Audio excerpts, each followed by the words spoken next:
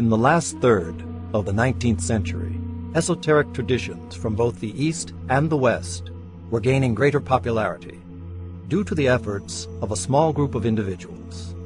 Calling themselves Theosophists, they claimed no personal credit for the teachings they shared, but insisted instead that they came from a group of highly evolved souls attempting to help those in search of the spiritual. These larger-than-life beings were known as the Mahatmas.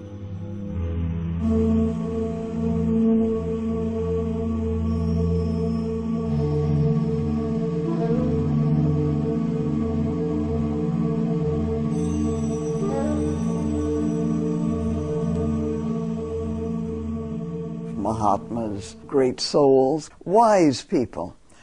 Certainly there's a long tradition in India, and in fact in China and other Eastern countries, of wise individuals who were great teachers. There must surely be individuals in our humanity who have achieved a great deal more than the majority of people in the human race. If we look around and at just people we know, people we come in contact with, we will notice that there is a vast range of development in people. It doesn't have anything to do with their human worth, but it has to do with their ability. Some people are artistic geniuses, others are intellectual giants. Some can't think much at all, others can't paint, so there's various degrees of development.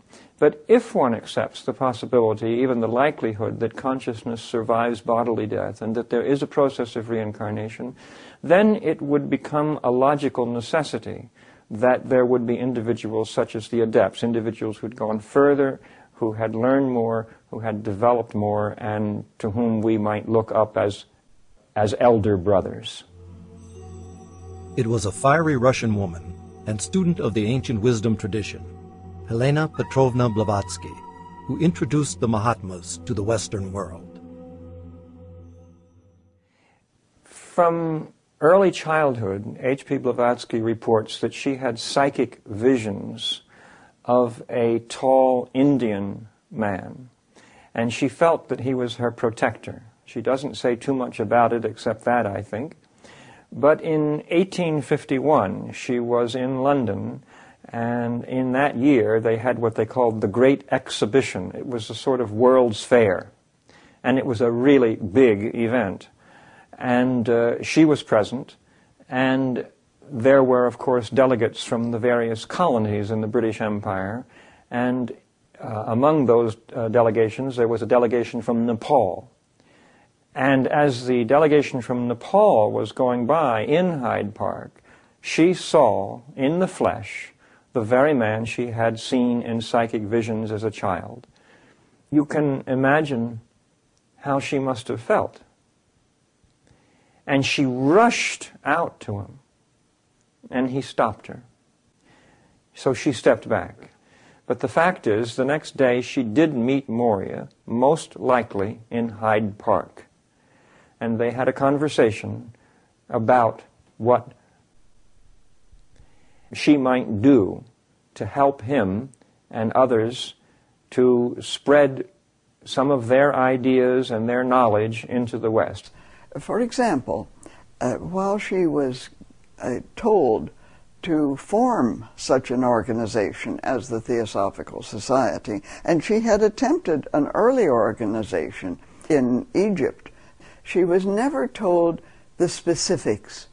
She herself has said she was given the broad general outlines of a society that would be devoted to the ideal of human brotherhood, that would bring into the world the teachings that would aid humanity in its onward progress.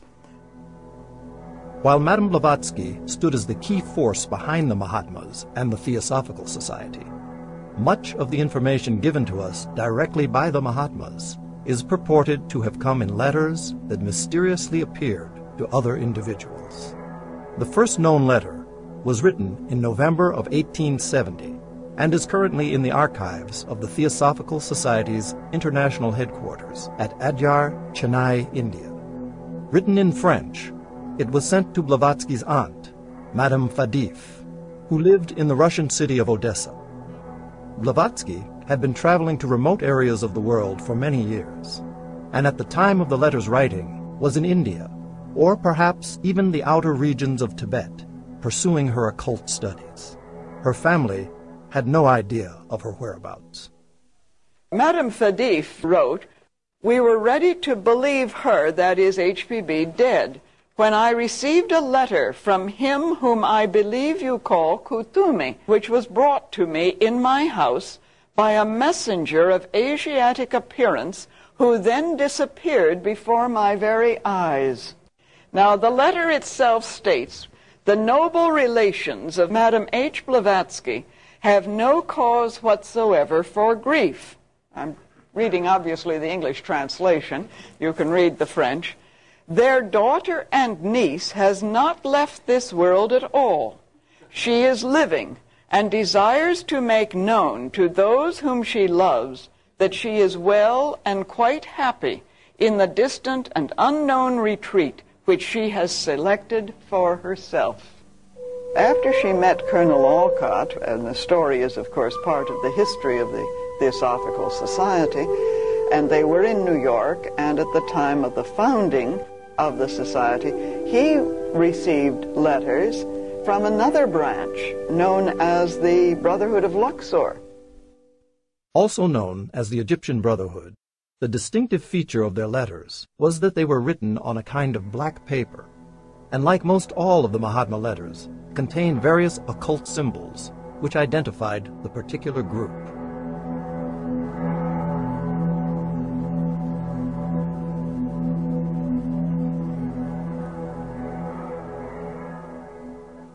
These early letters can be found in C. Jinnarajadasa's book, Letters from the Masters of the Wisdom, and are reported to have been in connection with this group's interest in the formation of the Theosophical Society.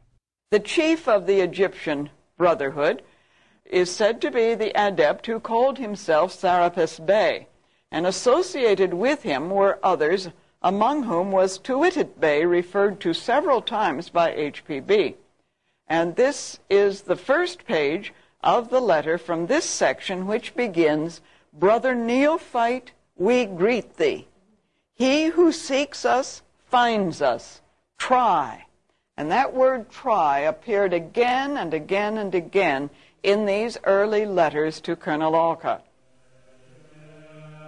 The letters, however, most commonly referred to when talking about the Mahatma letters are those reported to have come from two individuals claiming membership in a fraternity of adepts known as the Tibetan Brotherhood, commonly referred to by the initials M and KH. Their names were Moria and Kutumi. The bulk of their letters are currently housed in London's British Library. Initially, however, the letters ended up in the hands of London's British Museum. When those letters were offered to the British Museum, they said they would accept them only on certain conditions. First, they had an interest in them because the Theosophical Society in India made a very big impression, and also around the world at the time. And of course, the British were then in India was then a colony of the United Kingdom. And they said they would accept them, first because they were of historical interest. Second, they wanted to find out whether or not H.P. Blavatsky had written those letters, because she had been charged with forging the letters. And they said, we must see those letters, and we must have samples of H.P. Blavatsky's handwriting, and have our own handwriting experts check them and determine whether or not Blavatsky wrote them, and if she did, we don't want them. They did so, and they were quite certain that Blavatsky could not have written those letters. They didn't say adepts wrote them, but they said she didn't. So they took them. The third reason they took them was that they could not explain this phenomenon of the ink embedded in the paper. To this day, no one can explain how that was done. Additional information on these mysterious letters can be found in Geoffrey Barborca's book, The Mahatmas and Their Letters, Barborca's extensive research on the letters includes detailed information of the purported paranormal events associated with their manufacture. For example, it was reported that the Mahatmas often enlisted the help of a key student, or chela, in the precipitation of their letters by a method that Madame Blavatsky described as psychological telegraphy. According to Blavatsky, a kind of electromagnetic connection is said to exist at the psychological level between the Mahatma and the chela. When the Mahatma wants a letter to be written, he signals the chela selected and directs his thoughts mentally in the form of words. With hands resting on a specially treated piece of paper, the chela acts as a kind of conscious channel through which the message can be transferred to the paper. This is not an unusual sort of thing. Here are some notes. Would you write? And you're in close, almost rapport with the thinking. You know that person. And so you try to put it in the language that person would use. And that's why I say this is a kind of analogy. It's analogous to the process that I think the Mahatmas used at times with their chelas. They would impress an idea on the mind of the chela. This is what I want said. And leave it to the chela, or the pupil, disciple, however you want to call it. Chela was the technical term, but the pupil, to compose the letter. Now, obviously, mistakes could creep in because the chela might think, well, I think that idea ought to be modified, or I think it ought to be altered in some way to make more sense. And so mistakes could easily creep in. But that's what is meant by a psychological telegraphy, that it's the transmittal of mind to mind. And people who live very closely together, for example, husband and wife, very often pick up the idea in the mind of the other without having to have it said. Good friends do this. So it's not an unusual kind of occurrence. According to Barborca, there are two possible ways in which the message reaches the paper. It is either impressed into or precipitated onto the paper. Barborca cites one portion of a Mahatma letter received in December of 1880, in which Kutumi refers to the production of his letters. The section reads, "Bear in mind that these, my letters, are not written, but impressed or precipitated, and then all mistakes corrected." The question arises as to whether the words impressed or precipitated are intended as synonyms of the same process, or refer to two entirely different processes. Barborca suggests the latter of these two possibilities. For Barborca, impressed letters convey the appearance of being embedded inside the paper. Precipitated letters, on the other hand, while similar in general appearance to that of impressed letters, are quite different when viewed in detail. Here, unlike a normal writing stroke with pen or pencil, every letter of every word of a precipitated letter is made up of a series of very small diagonal strokes that appear to be on top of rather than inside the paper. Barborca also reports that when a mistake in the psychic transmission did occur, say for example with an impressed letter, it was corrected, so to speak, by psychically lifting it out of the paper. However, because the impression of the script was embedded in the paper, a smudge is left where the word had been situated. Finally, the correct word or sentence was placed upon the smudged area. The correction, however, still gives the appearance of being embedded in the paper. While some feel that Barborca overanalyzes and points to distinctions that are hard to verify, skeptical scholars are still hard-pressed to suggest how these letters could have been written in any normal fashion. The majority of letters from Morya and Kutumi, whether produced independently or with the help of a chela, were addressed to Alfred Percy Sinnett, an English newspaper editor in India. HPB and the colonel, of course, left the United States, went to India, arriving there in 1879, and Mr. Sinnett was interested in spiritualistic phenomena as the editor of one of the most influential newspapers in India, he was aware of the arrival in Bombay of these two very interesting people, the Russian and American, Blavatsky and Alcott, and wrote to them that he would be interested in meeting them, and of course invites them to come to visit him in Allahabad and then in Simla, where the British had their summer residence.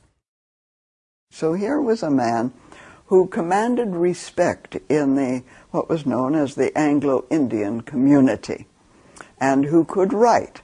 And he, on many occasions, was even instructed in the letters to write up these episodes or write about it and publish it, and to indicate that there is this wisdom tradition. There is more to be known than the science of that day or the general belief of that day. And because he was willing to ask questions, the Mahatma found him a useful conduit, if I can put it that way, a recipient of the letters, and a conduit for as much of the wisdom tradition as could be communicated at that particular time. While the greatest amount of correspondence came from Kutumi, Mr. Sinnett received a smaller number of letters from Morya. Considered to have been the adept most closely related to Madame Blavatsky, Morya's handwriting was much different in style from that of his associate K.H. And unlike the characteristic blue color of K.H.'s handwriting, Morya's letters appeared to be written in red ink. There aren't many letters from the Master Morya. He nearly always wrote in red ink or red pencil. However, analysis does indicate, if you want to see the letters, that the letters or signatures were in about 15 different colors.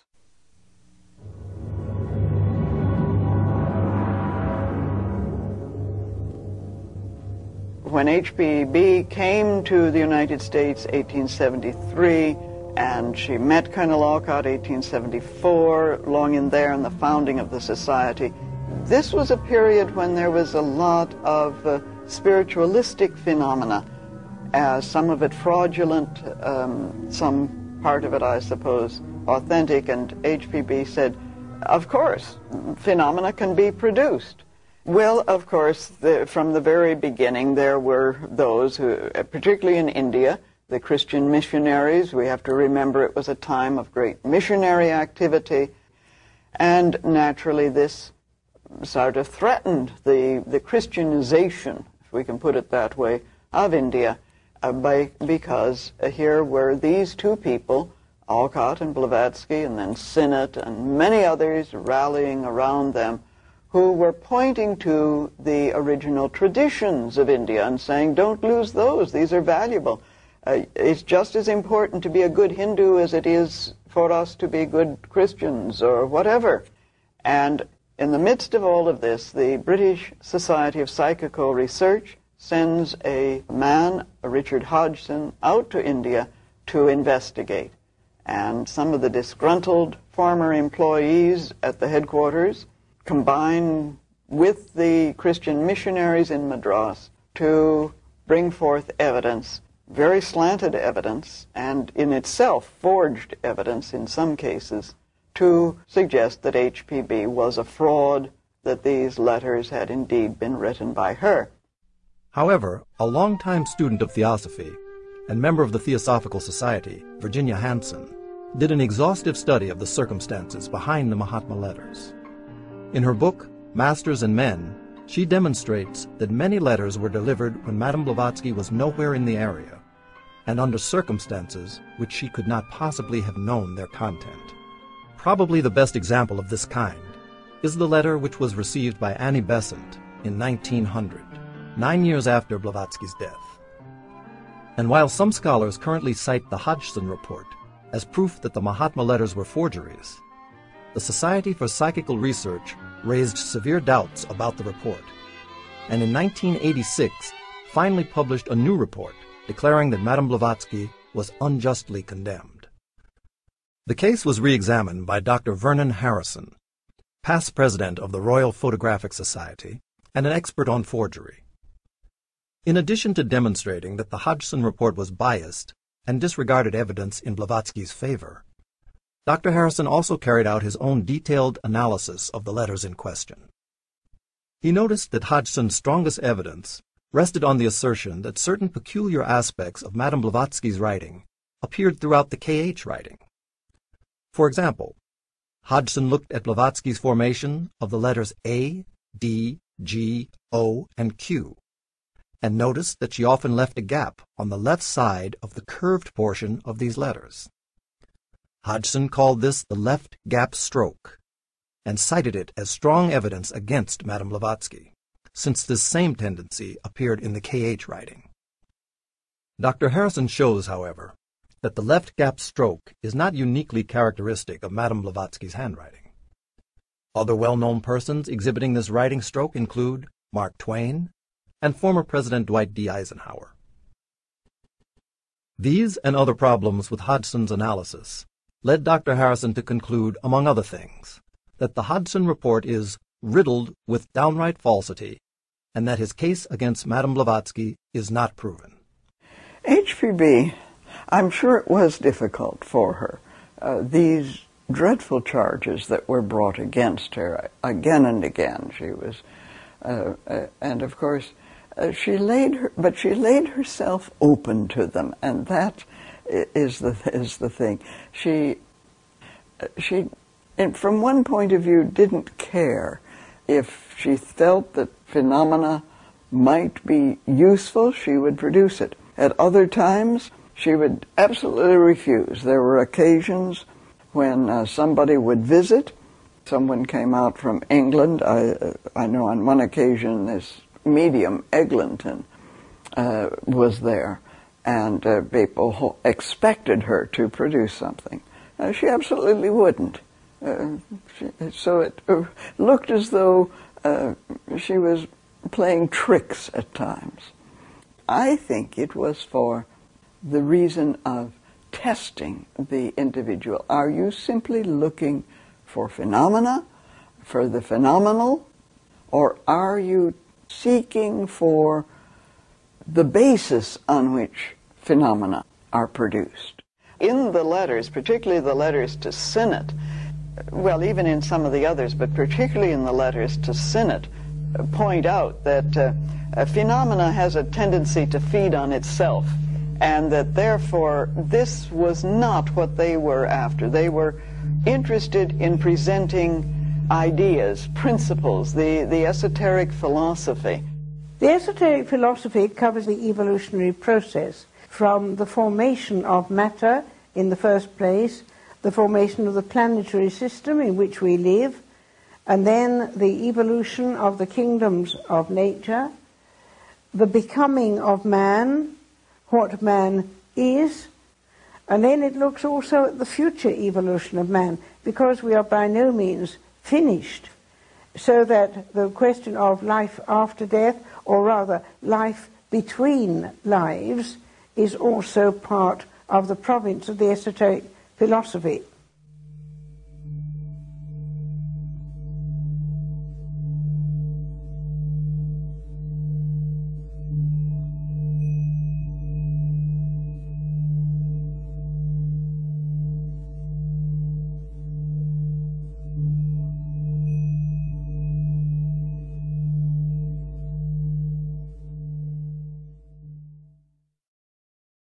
The Mahatma letters report extensively on the question of life after death. We have first to consider what it means to be born, the taking on, as it were, of garments, vestures. The physical body is the most obvious one, but also other instruments or vehicles of consciousness for thinking and feeling and other types of experience. That is the process of being born.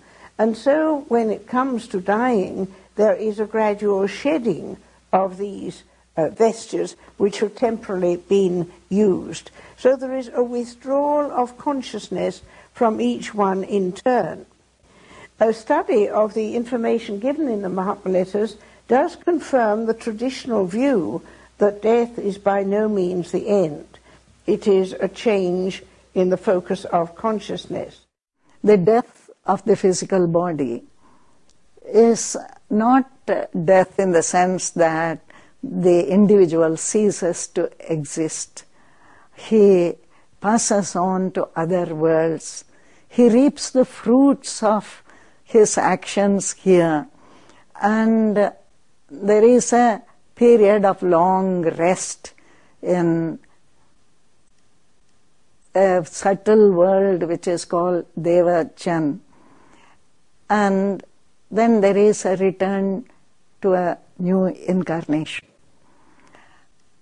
This teaching has been given in various religious traditions. There are descriptions, for example, in the Upanishad and Upanishadic commentaries. But it is the teaching is allegorical, symbolical, not easy to understand. Starting with the Mahatma letters, explanations have been given about the after-death state and what happens and rebirth and so on, which are put in simpler, modern terms, and therefore they are very helpful.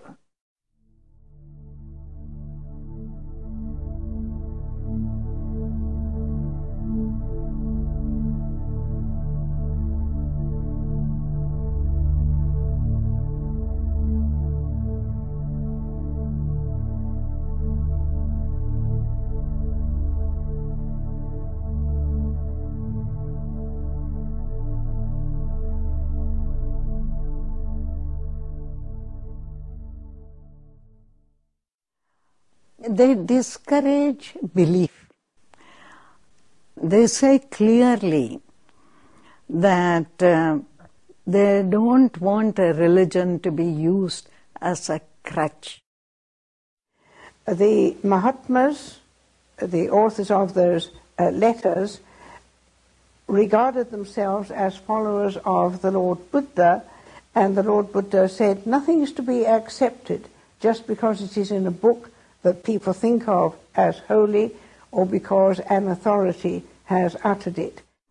In so many religions, evil customs have grown and people automatically accept them.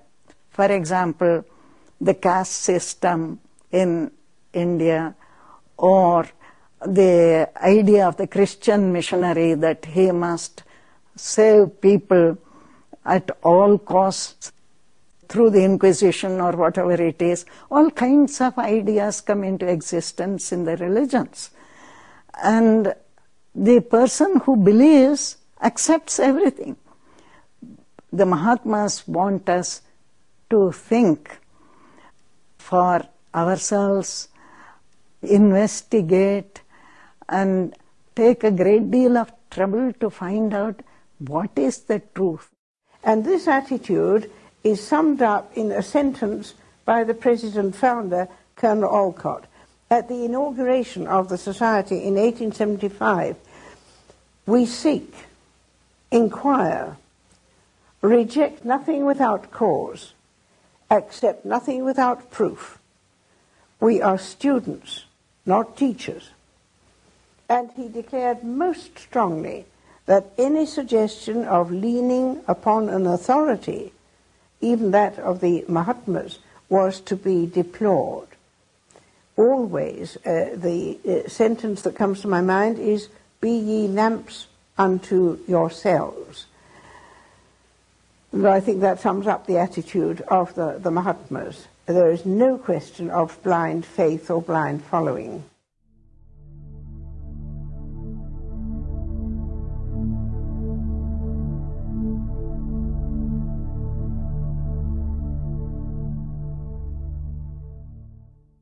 Akasha is what I call the fabric of the universe.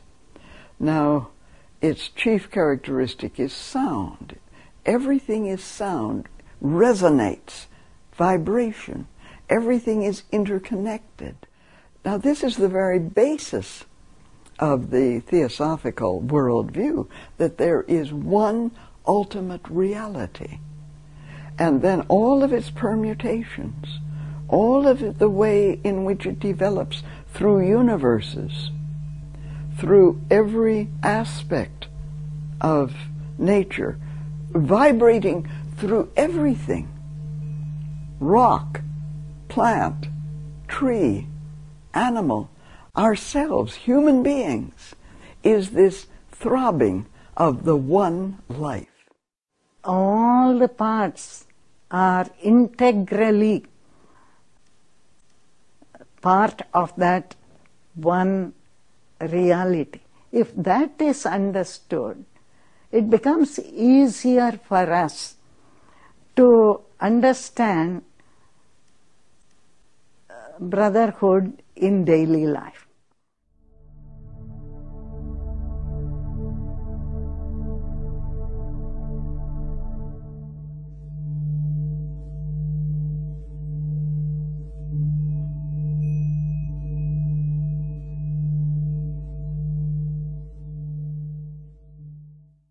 All the way through, they indicate that a person has to find out for himself. The methods used are not fundamentally different from those of the sciences that we are accustomed to, that is, investigation, experimenting,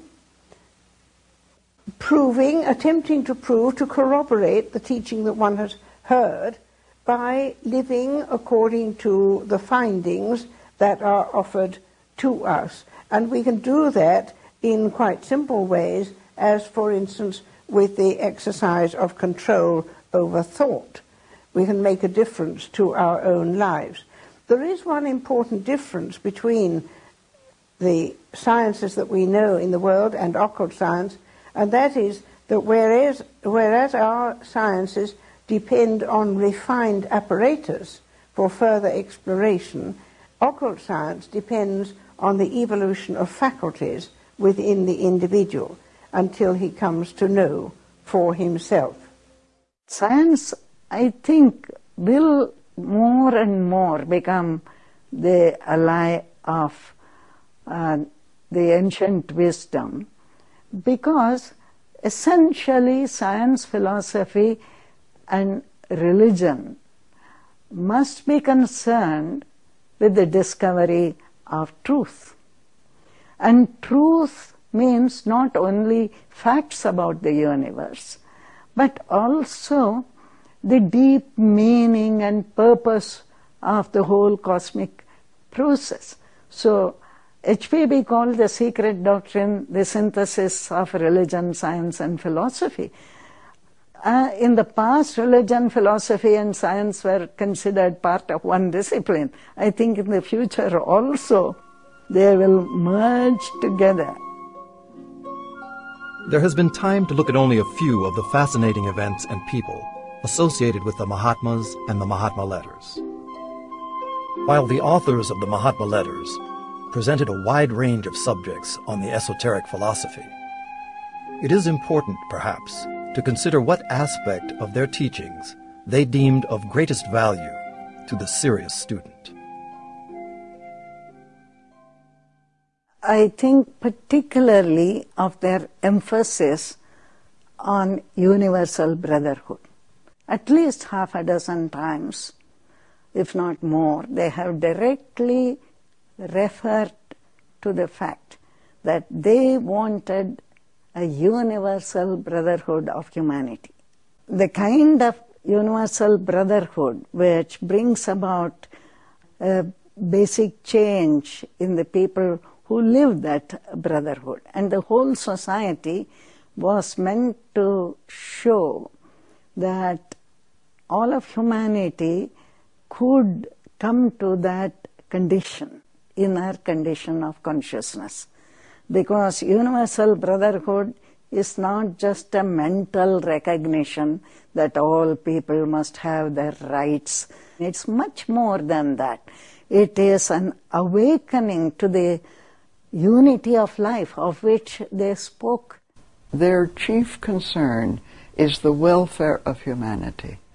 And I feel that somehow the letters have brought me into a rapport with their aims, their understanding, their greater vision.